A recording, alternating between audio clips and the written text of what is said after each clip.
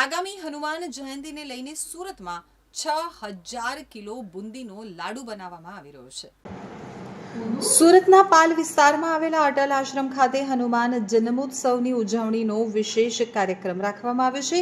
હનુમાન જન્મોત્સવની ઉજવણી નિમિત્તે 6000 કિલોનો બુંદીનો મહાલાડુ બનાવવામાં આવી રહ્યો છે। આ અંગે આશ્રમના મહંત બટુકગીરી મહારાજે જણાવ્યું હતું કે 12 એપ્રિલ અને શનિવારના પાવન દિવસે હનુમાન જન્મોત્સવ છે, ત્યારે વર્ષ 2004થી શરૂ થયેલ બુંદીના લાડુ બનાવવાની પરંપરા આજે પણ અકબંધ છે। આ વર્ષે 6000 કિલો બુંદી દ્વારા મહાલાડુ બનાવવામાં આવશે। આ લાડુ બનાવવાની તૈયારી પૂરજોશમાં ચાલી રહી છે। આ લાડુ બનાવવા માટે 30 જેટલા રસોઈયા દ્વારા બુંદી બનાવવામાં આવી રહી છે। મહાપ્રસાદનો લાભો લેવા ભક્તોને સૌને જણાવતા આનંદ થાય છે કે સુરતની અંદર જે આ ભવ્ય અને વિરાટ કાર્ય કાયમ થતું જઈ રહ્યું છે, 2004થી લઈને અત્યાર સુધી સતત ચાલતું આવ્યું છે। હવે એની અંદર આપણે સહભાગી થઈએ ને તો એના જેવું ભાગ્ય કોઈ નહીં।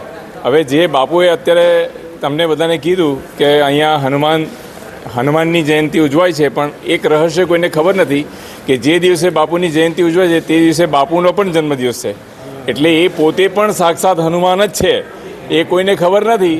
પણ અહીંયા વિરાટ સ્વરૂપે આ વિરાટ કાર્ય કેટલા બધા થયા તમે જોઈ શકો છો।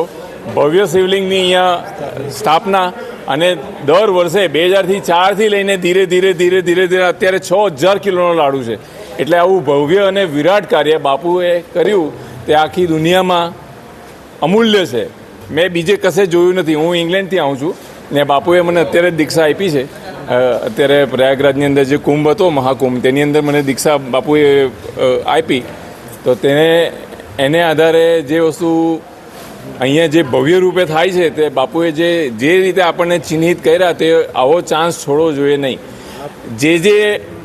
જે વ્યક્તિ આ ન્યૂઝને જોઈ અને પોતાના ભાગ્યને પ્રગટ કરીને જરૂર અહીંયા પધારવું જોઈએ, કારણ કે એટલું અદ્ભુત અને એટલું વિરાટ કાર્ય છે કે આવા વિરાટ કાર્ય બીજી જગ્યાએ મેં જોયા નથી। એટલે આપનું શુભ નામ? મારું નામ છે મહર્ષિ ગિરી, ગુરુદેવ બટુકગીરીજી અને દાદા ગુરુ મહાદેવ ગિરીજી।